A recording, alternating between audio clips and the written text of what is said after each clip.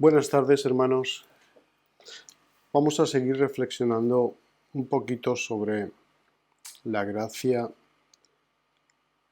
pero lo vamos a hacer con un personaje que no entendió la gracia de Dios.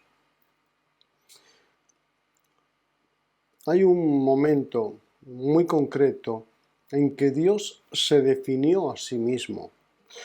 Y este momento ocurre cuando Moisés está en el monte Sinaí y le dice al Señor, muéstrame tu gloria. Le dice a Dios, muéstrame tu gloria.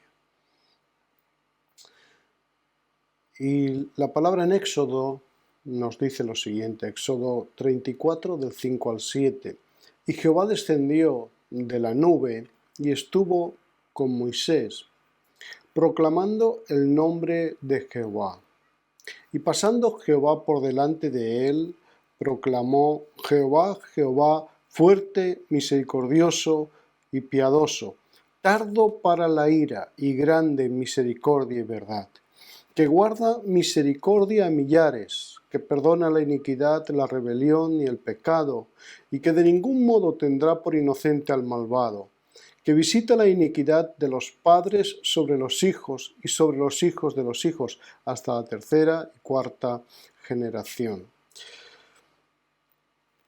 La gloria de Dios es vista solo en parte. Aquí se le muestra a Moisés, pero hacemos hincapié en lo que Dios mismo dice de sí mismo, ¿verdad? Fuerte, misericordioso y piadoso, tardo para la ira y grande en misericordia y verdad. Aunque también deja claro que no dejará sin castigo a los malvados, ¿verdad? La gracia de Dios no puede dejar sin castigo el pecado. Pero sí que Dios perdona a los culpables de ese pecado. Puede librarlos del juicio a través de la misericordia. Hoy consideramos a un hombre que es profeta como Jonás. Sin embargo, detestó la gracia de Dios para otros, en este sentido para un pueblo llamado Nínive. Los profetas hablaron de la gracia de Dios con la base del trato que Dios tenía con su pueblo Israel y la esperanza que su pueblo Israel tenía. Por ejemplo, veamos el profeta Isaías en el capítulo 30, verso 19. A los cielos y a la tierra llamo por testigos hoy contra vosotros, que os he puesto delante la vida y la muerte, la bendición y la maldición. Escoge pues la vida, para que vivas tú y tu descendencia. En Isaías 54, segunda parte del versículo 9 y verso 10, nos dice esto. Así he jurado, y tengan en cuenta que está hablando Dios mismo por medio del profeta. Así he jurado que no me enojaré contra ti, ni te reñiré, porque los montes se moverán y los collados temblarán, pero no se apartará de ti mi misericordia, ni el pacto de mi paz se quebrantará, dijo Jehová, el que tiene misericordia de ti. Isaías 65, 23 y 24 nos dice así: no trabajarán ustedes en vano, ni darán a luz para maldición, porque son linaje de los benditos de Jehová, y sus descendientes con ellos. Y antes que clamen, responderé yo, mientras aún hablan, yo habré oído.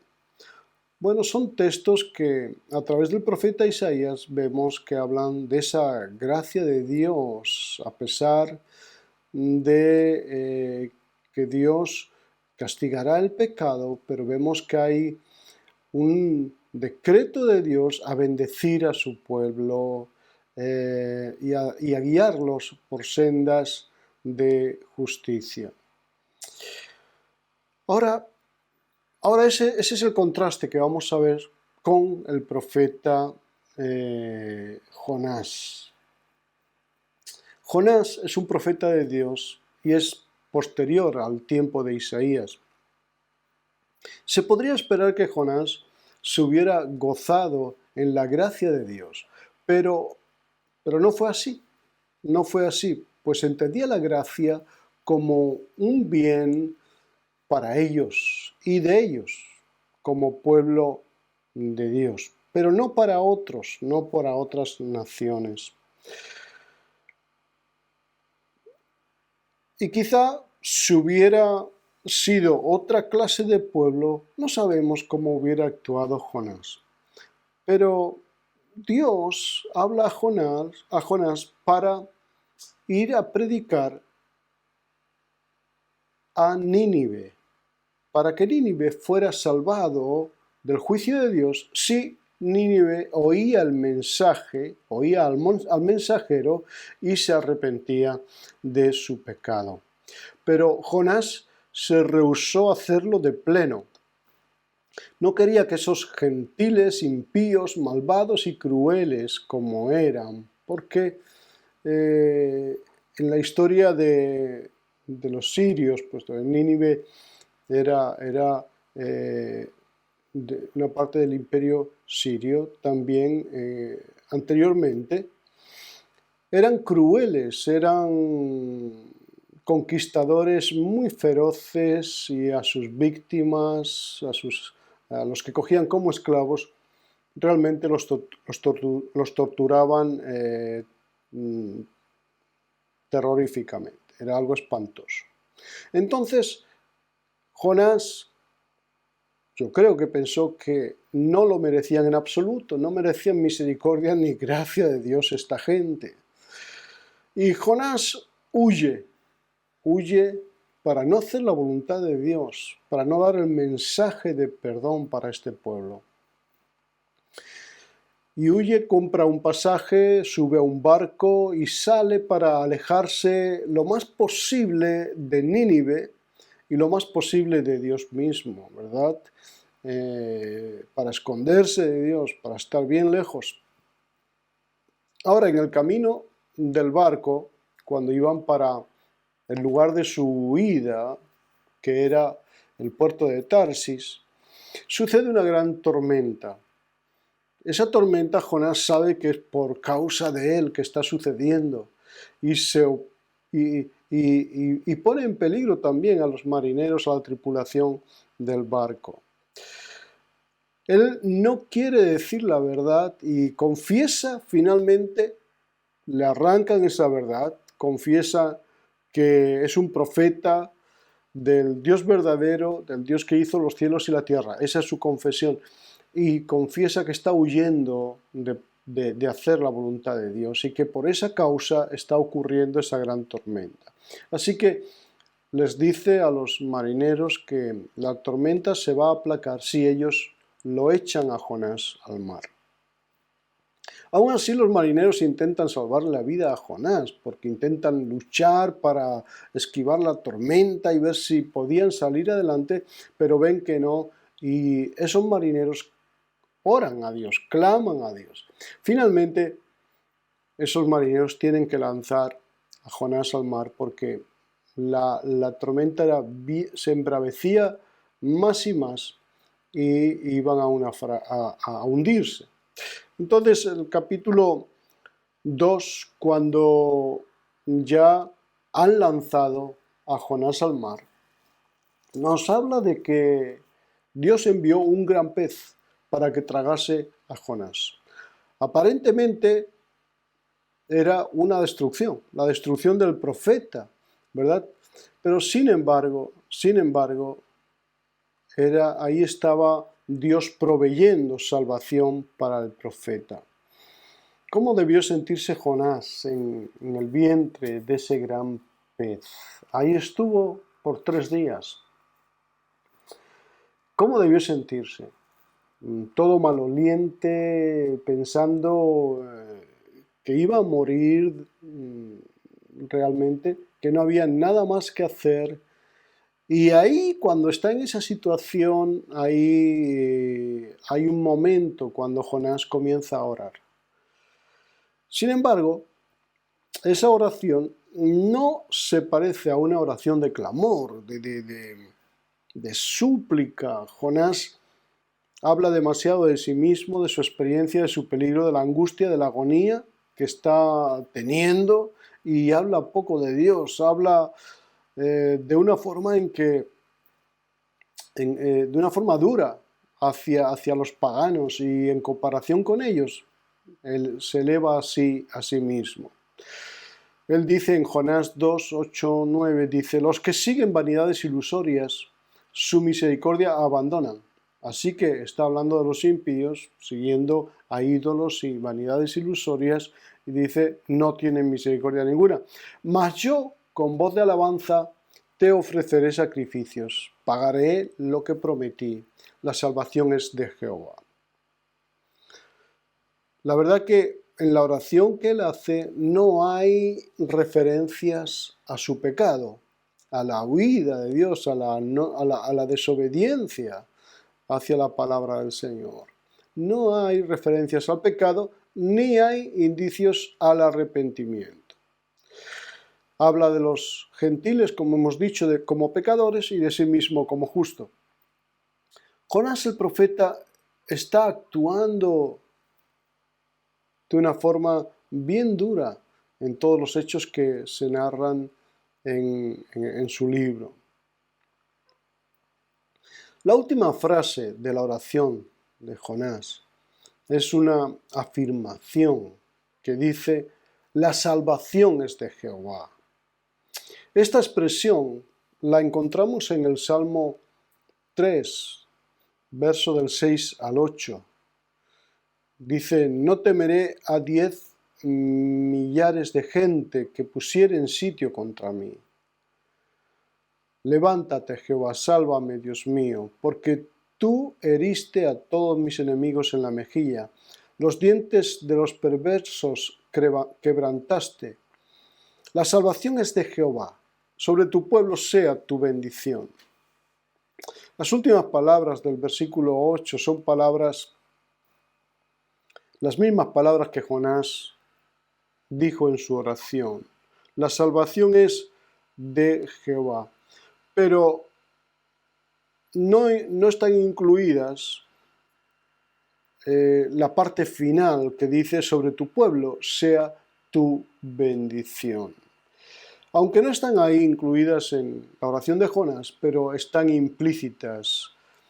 Esto es lo que él quiso decir. Quería que Dios salvara a su pueblo, y que condenara a los gentiles a ser destruidos. Esto podría sonar duro, ¿verdad? Y sí, Jonás es el profeta rebelde en este momento, está sin arrepentimiento, y bueno, en un sentido es un cuadro de la nación de Israel. En su orgullo no entendió que eran no entendió Jonás que eran el instrumento de Israel para extender su gracia, pero Israel tampoco lo entendió por todo el tiempo, que ellos eran el instrumento de Dios para extender su gracia a todas las naciones, y que fuesen luz para los gentiles. Si Jonás se hubiera arrepentido, hubiera habido un cambio de corazón y de acciones.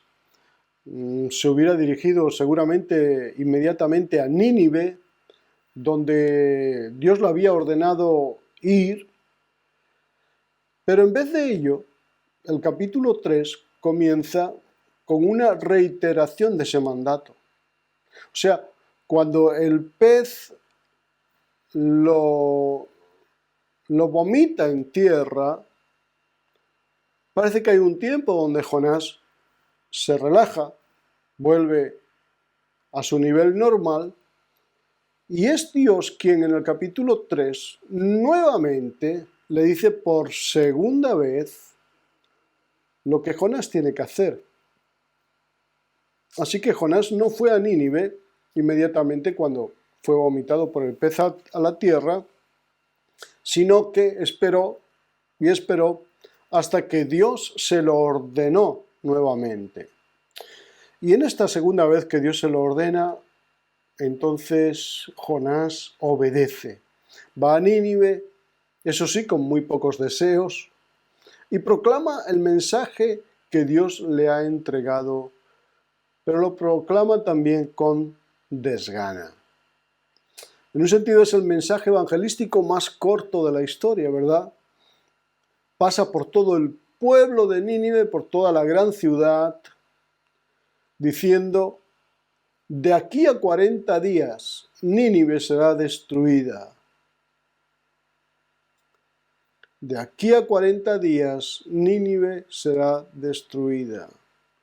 Pasa por toda la gran ciudad diciendo una y otra vez: de aquí a 40 días Nínive será destruida.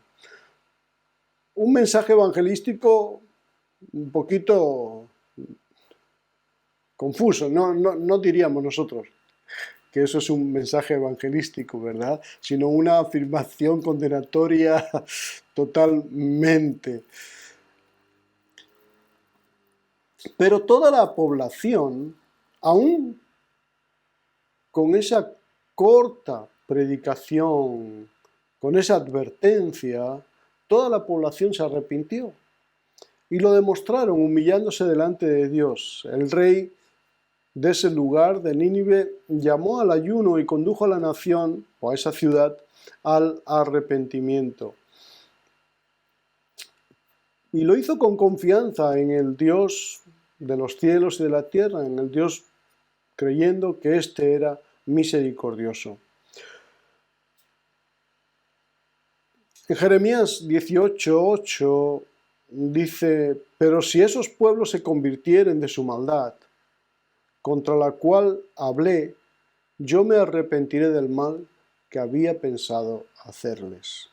Esta es una afirmación de Dios mismo, quien deja claramente que en su propósito, en su diseño, estaba esta realidad, que Él iba a perdonar a aquellos que vinieran arrepentidos, fuese la nación que fuese. En Joel 2, 12 y 13 dice así: por eso pues ahora, dice Jehová, convertíos a mí con todo vuestro corazón, con ayuno, lloro y lamento, rasgad vuestro corazón y no vuestros vestidos, convertíos a Jehová vuestro Dios, porque misericordioso es y clemente y tardo para la ira y grande misericordia, y que se duele del castigo. Bueno, aquí sigue reflejando este texto realmente cómo es el corazón de Dios, ¿verdad? Y algo que dice al final: grande en misericordia y que se duele del castigo. Dios es así, Dios es un Dios de amor en todos los sentidos. Y Dios decidió perdonar a Nínive. Dios decidió perdonar a Nínive porque se arrepintieron a través de ese mensaje, ese corto mensaje. Y después de que Dios perdona a Nínive, entonces Jonás se enfada con Dios. Se enfada como hizo en la parábola del hijo pródigo, el hijo mayor. El hijo mayor que había estado siempre haciendo lo correcto y en la casa del padre, ¿verdad? Y trabajando duramente. Sin embargo, cuando el hijo menor vuelve arrepentido y el padre le pone vestido nuevo y anillo nuevo y lo trata le da una fiesta de recibimiento y lo trata como si nunca se hubiera ido. Realmente el hijo mayor no entiende esto y se enoja, y el padre lo llama, pero él no viene a la fiesta. Así parece también Jonás: se enfada con Dios, levanta su puño en alto reclamando a lo que Dios está haciendo, y Dios tiene que decirle gentilmente: ¿haces tú bien en enojarte tanto? ¿Haces tú bien en enojarte tanto? A pesar de que Dios ha perdonado a los ninivitas y no los ha destruido, y Jonás se ha enfadado en gran manera, pero Jonás parece que sigue pensando que, bueno, que Dios se lo va a repensar y los va a destruir, porque él hace una enramada fuera de la ciudad, a las puertas de la ciudad, y está pensando ahí, no, me voy a quedar para ver qué acontece, porque esto no puede ser, no es entendible lo que está ocurriendo. Ahora, Dios en su misericordia, ahí le hace crecer una planta, porque Jonás hace una enramada, pero no tiene sombra, hace mucha sol y él está padeciendo, lo está pasando mal, Jonás. Y Dios hace una enramada para que le dé sombra, perdón, una enramada, hace crecer una calabacera, una planta que le dé sombra en esa enramada que la ha hecho. Y entonces Jonás mejora, se le quita el dolor de cabeza que tiene y todo el malestar. Pero después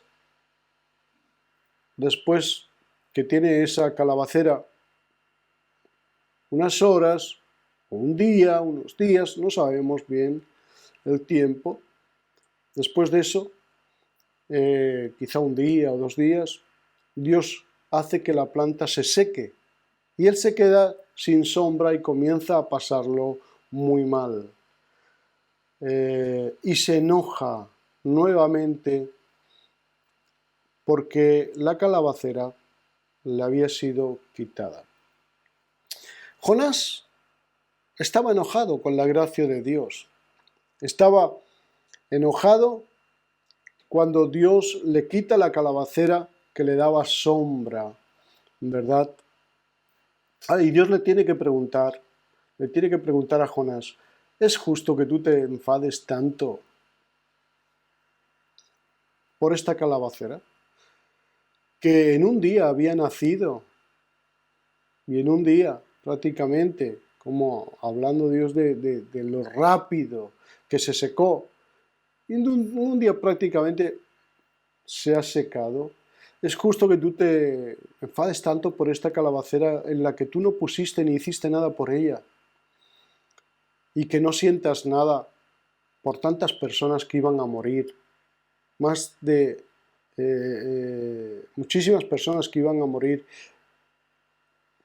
Dios le estaba diciendo, no sientas nada por esas personas que son creación mía también, por las que yo sí que me compadezco, por las que yo sí que tengo misericordia.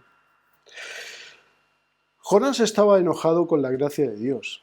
Estaba enojado porque Dios mostró su gracia a los ninivitas y eso no entraba en sus planes, en los planes de Jonás. Se alegró mucho Jonás por la calabacera, por la planta que Dios le dio, pero se puso furioso cuando la destruyó. Y Jonás no tuvo en cuenta ni tan siquiera la gracia de Dios que tuvo el Señor cuando él, desobedeciéndole, yéndose en el barco, poniendo en peligro las vidas de otros seres humanos, finalmente lo echan al mar y Dios nuevamente lo salva, haciendo que un pez lo trague y lo lleve a la costa y lo vomite allí vivo. Jonás parece que esa parte de la gracia que Dios tuvo con él, parece que él la merecía, que no podía hacer otra cosa a Dios sino bendecirlo de esa manera, ¿verdad? Jonás se considera justo en sí mismo y que esa salvación, esa gracia era para ellos y por ellos y para nadie más. Las personas, y realmente hay personas, cristianos, que consideran esta clase de gracia que es para ellos, es para los que duramente trabajan, para los que tienen una, digamos,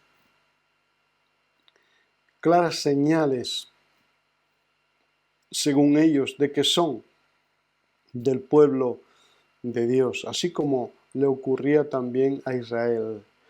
Y sintiéndose orgullosos de sus logros y de lo que son, menosprecian que la gracia de Dios pueda vivirla y disfrutarla otras personas que no están en los planes de estos. Pero Dios sí que tiene planes para todos los hombres. La gracia de Dios no se agota. En la gracia de Dios entran todas las naciones, todo hombre, toda mujer de la faz de la tierra, todo cristiano en el camino de Dios, y también cristianos que se han apartado del camino de Dios entran todavía en los planes de esa gracia de Dios. Solamente tienen que responder a Dios, solamente tienen que volverse a Dios. Y habrán algunos, ¿verdad?, cristianos que no, pues, que no estén de acuerdo con cierta gracia de Dios. Para algunos que apartándose de Dios han hecho mal y han hecho ciertas cosas, pero la gracia de Dios, mis hermanos, es grande y abarca a todos si se arrepienten y se vuelven de sus caminos. Esto no lo entendió Jonás, por muchas cosas que tampoco hemos podido abarcar aquí, pero nosotros lo debemos entender ahora, hoy, en este tiempo. En el Salmo 116, versículo 5, dice: Clemente es Jehová y justo, su misericordia es para siempre. Sí, misericordioso es nuestro Dios. En el Salmo 103, verso 3, dice así: Él es quien perdona todas tus iniquidades, el que sana todas tus dolencias, el que rescata del hoyo tu vida, el que te corona de favores y misericordias, el que sacia de bien tu boca, de modo que te rejuvenezcas como el águila. Este corazón son las motivaciones y la base de que los hombres adoren a Dios. Dios es un Dios de amor, aunque a veces los caminos que Él escoge para obrar son no entendidos, ¿verdad?, por nosotros. Pero Él no se equivoca y Él hace que finalmente todos, unos y otros, puedan adorarle y darle gracias por su gloria. Porque cuando la misericordia y la gracia de Dios más se extiende, más glorioso es el Señor y más gloria merece. Así que adorémosle, démosle gloria por su gracia y oremos para que su gracia se extienda más y más. Esa gracia que ha venido para todos los hombres, que sea una gracia eficaz en cada vida. Y no nos molestemos si la gracia de Dios en un momento dado perdona a alguien contra quien nosotros tendríamos otro parecer. No nos molestemos cuando la gracia de Dios escoja a alguien para hacer una labor realmente hermosa, aunque nosotros no estuviésemos muy de acuerdo con la persona que Dios ha escogido. Quitemos nuestros desacuerdos, aceptemos la gracia de Dios para cada persona, sea quien sea, porque Dios a lo vil del mundo escogió. Y así Dios también va a seguir haciéndolo. Seguirá escogiendo lo vil del mundo y lo menospreciado, para que su gloria sea mayor. Así que humillémonos a la gracia de Dios y aceptémosla con todo nuestro corazón. Oremos para que esa gracia sea extendida aún a lo que nosotros no podemos llegar a imaginar. Amén. Que el Señor os bendiga, mis hermanos, y que seáis muy bendecidos y llenos de la gracia de Dios. Ella es la que hace la diferencia en nuestra mente y en nuestro corazón. Dios te bendiga. Hasta pronto.